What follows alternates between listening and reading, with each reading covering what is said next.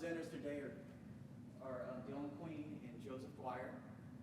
Dylan is actually the Vice President of Marketing and Operations for the Queen's Price Chopper Group.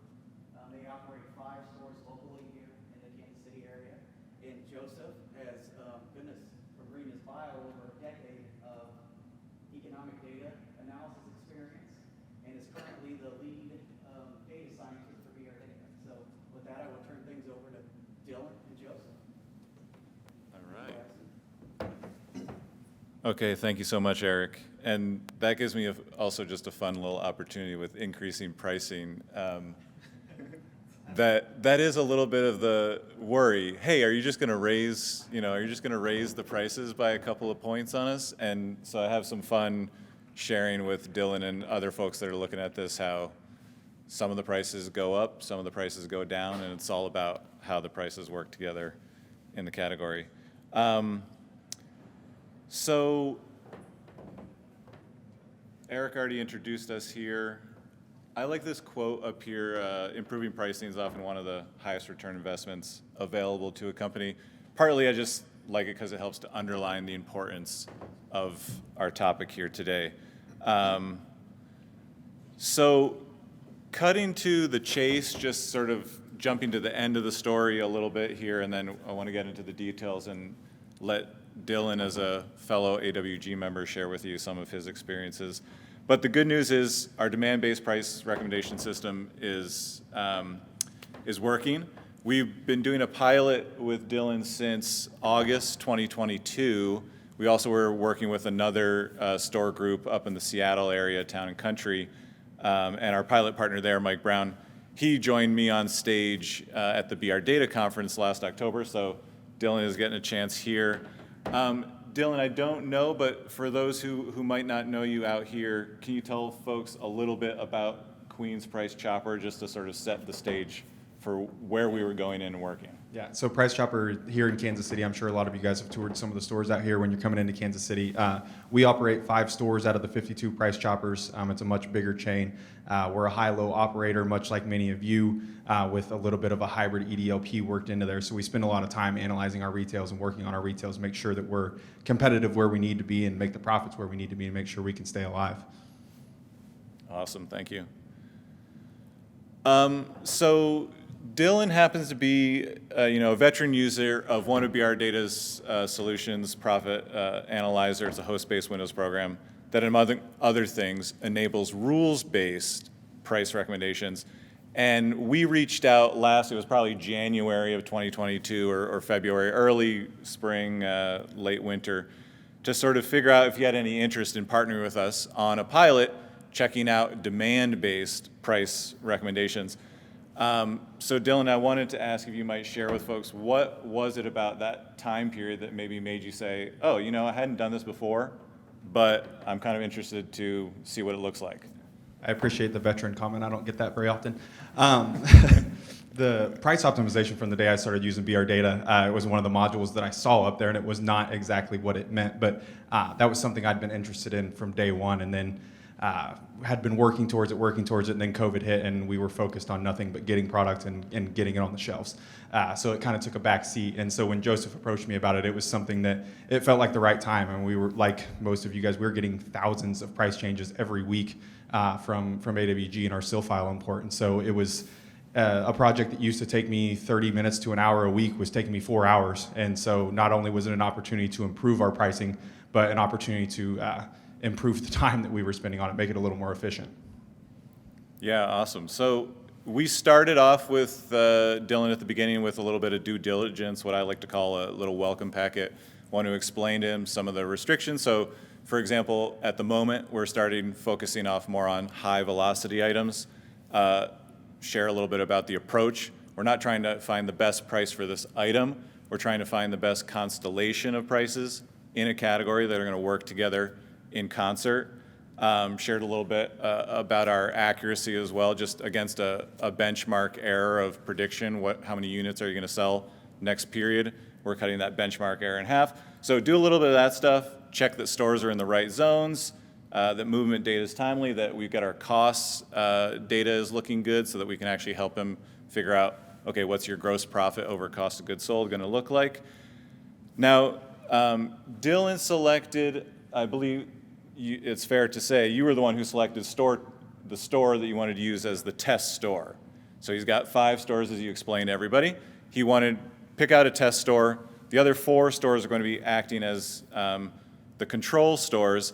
And then we said to Dylan, hey, we're looking at that test store, and here are some departments that we think it might be nice to start with. So while our other pilot partner, Town and Country, wanted to pilot all of Frozen, all the categories that they saw in Frozen, which was over 50-some categories, we were working together to figure out which of these departments, and we pointed out, we said, hey, here's kind of a list of a dozen departments in that particular store that's your test store that we think this could work out, get you the bang for the buck. I wanted to just ask if that felt helpful, if that was like, hey guys, you know, you're doing too much here, I know where I want to go, or just curious what you thought about that. It was a little bit of both for us. Some of the suggested categories were ones that I knew were not going to work out. The chips was one of them. I mean, the deal structures with Frito-Lay are far too complicated, and they also have a price point printed on the bag that we can't go over. So I knew things like that weren't going to work, but then some of the suggested categories, butter and cream cheese, were not ones that I thought were going to be top categories to start with. It just didn't come to the top of my mind as the top categories, and they ended up being some of the most successful that we started with. So that part was very helpful. Yeah, that's lovely. Anyways, I like obviously telling good things about BRdata, but this is how we were sort of flexible working. We're presenting some options, but you can decline them, you can choose where you want to go. And just as I tend to say at most of these presentations, we're not trying to make a recommendation of a price that you need to take. That's not how this works. That's not how the literature on AI and machine learning tells you it's best. You need the expert working in concert together with, hand in hand with the recommendations. I like to point out, I mean, there's hurdles in every project, of course in a pilot maybe even more so. So 2 that I wanted to sort of bring up here, and you mentioned a little bit about the inflation and the cost changes, but you were receiving, you know, thousands of cost changes based on inflation, and you were wondering how demand pricing could help. And I think one of the initial things we were starting to talk to you and saying, here's some preliminary recommendations. We wanted to go through them together and see what it felt like. And you actually pushed back on us and you said, guys, one of the biggest things I'm worried about right now is inflation. How is your system actually dealing with that? So we explained then, but we then went back and said, you know what, let's add in some more kind of explicit macroeconomic inflation related stuff to try to both build trust in the system, but also just answer the needs that you were coming to us with. And I like that story because, one, it's a hurdle that we had to get over before you were even willing to jump into it, but I think it also shows, you know, a classic BRdata. We like to work with our partners here to answer the needs that you have. Now, the second hurdle that I have up here is this kind of mental shift. And so I know we started coming in with, what about these categories? What about these departments for you?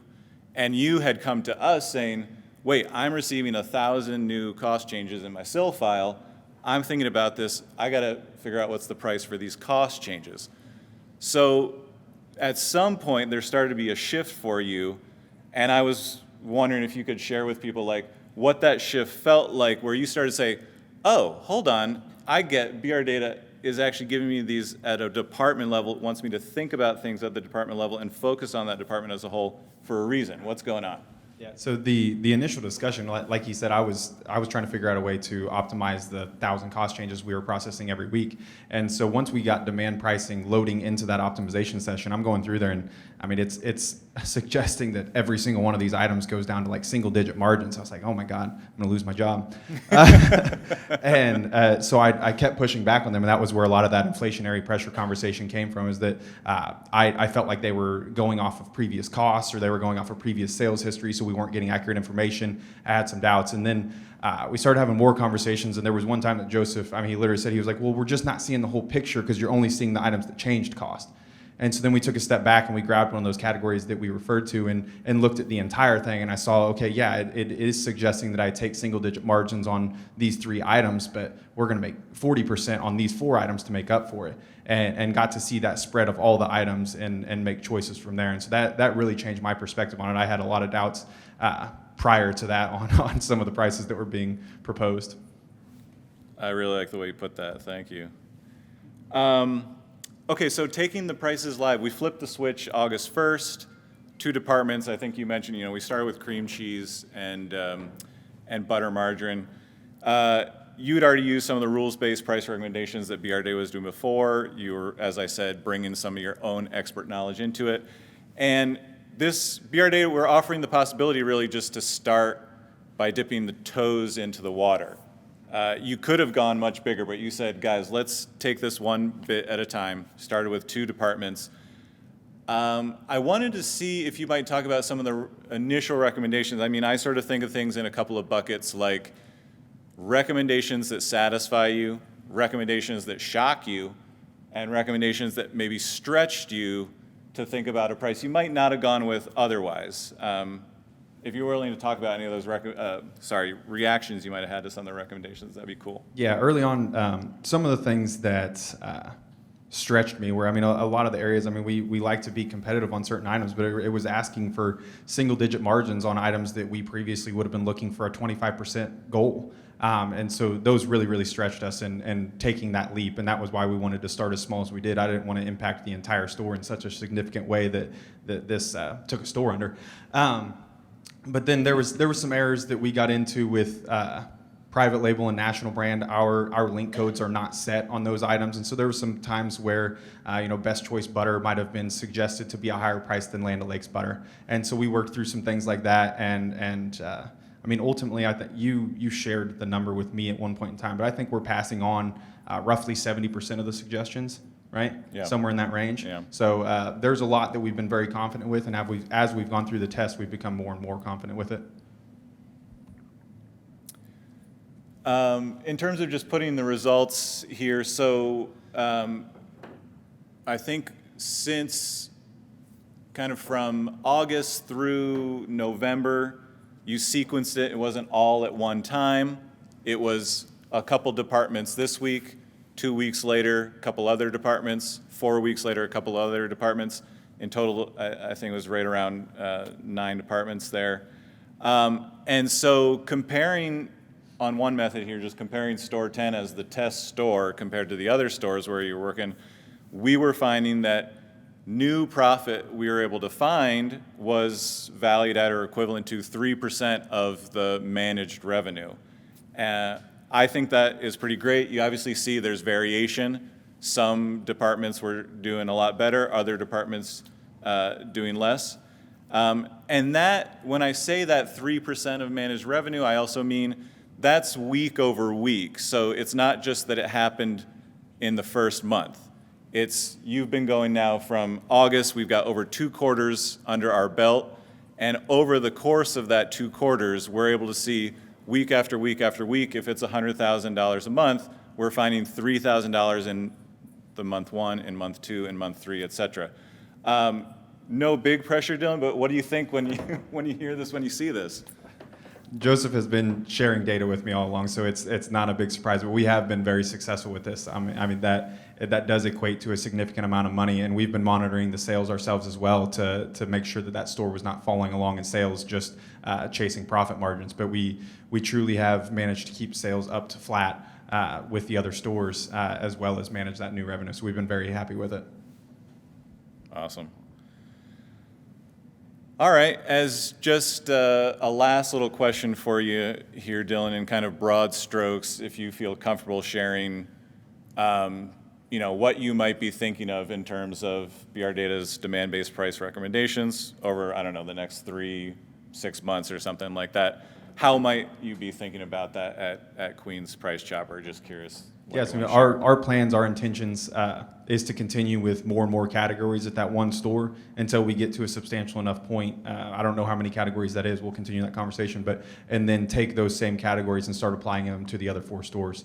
The store that we chose was one that we felt was very price sensitive, and so it was a great test store. So I'm confident that in working with that store first, we can get to a point and then roll those out to all of the remaining stores and get back to being on 1 zone pricing instead of 5, which is much more difficult to manage. But also integrating that into our price optimization session instead of doing it the more manual way that we've been doing, adding some rounding rules, things like that. We're really going to make it very robust, I think.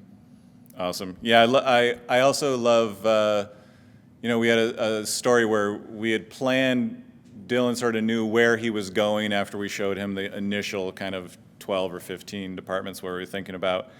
And I had sort of forgotten something, and so maybe it was October or November, I said, Dylan, everything's looking good, but there's this one department. I don't know it's just your worst performing department, so I don't know. And he writes me back an email, and he's like, Joseph, we took that one out of the test. So I love that as just a fun little story to share. I want to thank all of you for showing up here, offering us your time.